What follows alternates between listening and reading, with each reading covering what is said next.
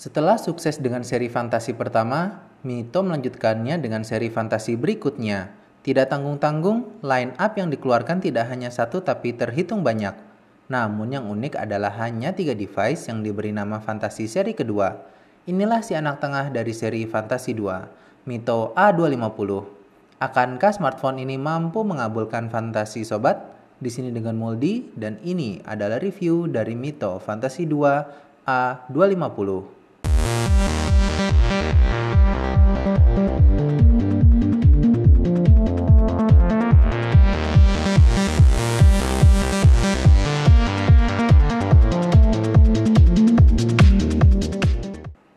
Mito Fantasy 2 A250 pada awalnya dibanderol dengan harga 1,4 juta. Harga ini termasuk murah sebenarnya. Ternyata lagi-lagi saya menemukan bahwa harga di toko online seperti Lazada hanya Rp999.000. Dengan harga segitu dan melihat spesifikasi yang ditawarkan, sepertinya ini akan menjadi review yang menyenangkan. Impresi pertama ketika memegang smartphone ini adalah, lumayan juga ya. Desain dari seri Fantasi 2 ini cukup khas, sangat minimalis dan bersih. Walau tidak ada yang spesial dari desainnya, sepertinya tidak akan ketahuan kalau smartphone ini memiliki bandrol harga yang kurang dari 1 juta rupiah. Di sisi desain, pada bagian depan terdapat earpiece dan kamera depan beresolusi 3 megapiksel. Tidak lupa 3 tombol kapasitif yaitu menu, home, dan back. Sisi kanan terdapat tombol power dan lock, dan sisi kiri terdapat tombol pengatur volume. Bagian atas terdapat 3,5 mm headset jack, dan bagian bawah terdapat micro USB port dan mikrofon. Bagian belakang terdapat kamera belakang 8 megapiksel, LED flash, logo Mito, dan speaker. Pada paket pembeliannya, Mito memberikan tambahan flip cover case, suatu nilai tambah yang harus diapresiasi. Dari sisi desain dan penempatan tombol tidak ada yang bisa saya keluhkan. Posisinya termasuk sangat ideal, mungkin satu hal. Bagian belakang yang glossy tidak pernah bisa mengambil hati saya, tapi itu selera ya sob. Bagian ujungnya yang membulat juga membuat smartphone ini duduk nyaman di telapak tangan sobat. Menggunakan layar seluas 4,5 inch dengan resolusi QHD plus panel IPS membuat tampilan pada smartphone ini terlihat cukup baik. Reproduksi warna dan viewing angle termasuk bagus. Melihat bandrol harga yang ditawarkan dan mendapatkan layar dengan kualitas seperti ini, menurut saya ini adalah nilai lebih yang cukup baik. Satu hal yang harus sobat tahu agar layar terlihat jauh lebih baik. Gantilah wallpaper utamanya. Pada tabel spesifikasi terlihat bahwa smartphone ini cukup garang, menggunakan prosesor quad-core 1,3 GHz, kamera 8 megapiksel, kamera depan 3 megapiksel bukanlah spesifikasi yang biasa sobat temukan pada smartphone dengan harga 1 juta. Tapi spesifikasi hanyalah spesifikasi. Bagaimana dengan benchmarknya? Benchmarknya menilai bahwa smartphone ini masuk ke dalam kategori smartphone high-end. Memang nilai benchmarknya tergolong tinggi. Hal ini yang saya suka dari prosesor MediaTek seri MT6582. Prosesor yang digunakan mungkin sama dengan seri sebelumnya, namun GPU-nya menggunakan Mali yang memiliki performa sedikit lebih baik.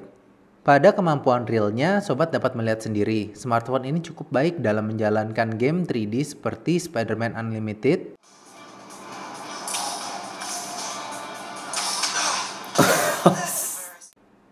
namun untuk Asphalt 8, ya saya kaget juga ternyata bisa berjalan. Dimana secara teori harusnya tidak kuat. Karena tidak terima, saya lanjutkan permainannya. Sampai pada akhirnya saya harus mengakui kenyataan bahwa memang dapat berjalan pada smartphone ini. Semua game tadi juga dapat sobat pindahkan ke microSD datanya.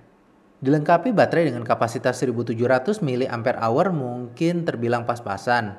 Dari pemakaian standar yang cenderung berat, baterai Mito Fantasy 2 A250 hanya mampu bertahan sekitar 6-7 jam. Namun, jikalau hanya digunakan untuk chatting dan sosmed ringan, mampu bertahan 11 jam. Screen time mencapai 2,5 jam yang bisa dibilang biasa saja. Di sisi software, bisa dibilang keunggulan dari smartphone ini. Sama seperti kakaknya, Mito A250 membawa operating system KitKat. User interface khas vanilla Android dengan sedikit kustomisasi pada icon tertentu. Perpindahan antar layar terasa baik-baik saja dan tidak ada masalah yang terjadi. Sensor yang ada pada ponsel ini hanya sensor esensial saja. Sensor seperti kompas tidak akan sobat temui di sini. Hal ini tentu dapat dimaklumi mengingat bandrol harga yang ditawarkan. Buyer Suzuki Carry, maunya Lamborghini. Ngimpi! Di sisi kamera, smartphone ini menawarkan sesuatu yang tidak biasa. Dibekali kamera dengan resolusi 8 megapiksel, mungkin bukan yang biasa sobat temui pada smartphone seharga 1 juta. Memang megapiksel bukan segalanya. Ketika pencahayaan cukup baik, terbilang biasa saja, tapi hasil akan menjadi lebih baik dengan adanya HDR. HP 1 juta ada HDR tuh gaya banget sob. Di sisi perekaman video mampu mencapai resolusi Full HD, tapi terlihat kurang tajam, seperti hasil interpolasi. Namun, frame per second masih dapat diterima dan masih cukup lah untuk memenuhi kebutuhan sehari-hari. Kesimpulannya adalah dengan dana terbatas, memang sobat akan mendapatkan smartphone dengan fitur yang terbatas pula. Hanya saja yang mesti sobat perhatikan adalah seluas apa batasan tersebut. Saya cukup merekomendasikan smartphone ini karena mungkin hanya smartphone inilah yang batasannya menurut saya cukup luas. Desainnya nggak kelihatan murahan, performa bagus, kamera dapat diterima. Berikut adalah kelebihan dan kekurangan dari smartphone ini menurut sobat HP. Sekian dari Moldi, saya jadi ingin membuat video perbandingan lagi. Terus berikan masukan agar channel ini semakin baik. Share video review ini ke saudara dan teman sobat agar tidak ada lagi yang salah membeli HP. Berikan tanda like jika sobat suka dengan video ini. Subscribe atau berlangganan jika tidak ingin ketinggalan video review berikutnya. Di sini dengan Moldi dan Moldi out.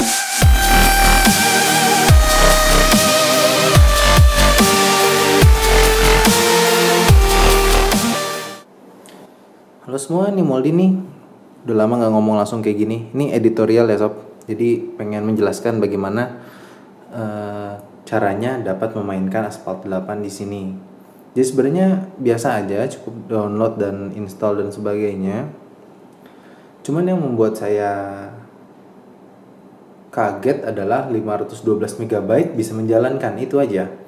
Tapi ternyata setelah dicoba lebih panjang lagi, hanya bisa di tempat-tempat tertentu saja. Jadi kalau misalnya yang bagian pertama sobat udah lihat tadi di video review. Nah, untuk yang di bagian keduanya di Tokyo ini dia menggunakan banyak refleksi di jalan mungkin. Jadi sehingga memerlukan resource yang lebih banyak lagi. Sobat bisa lihat.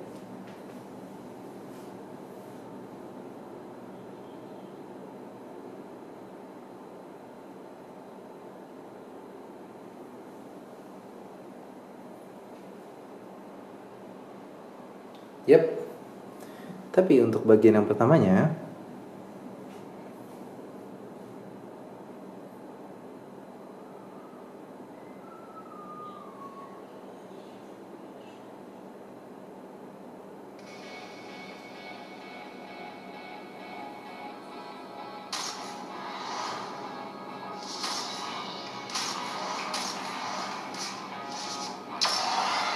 oke.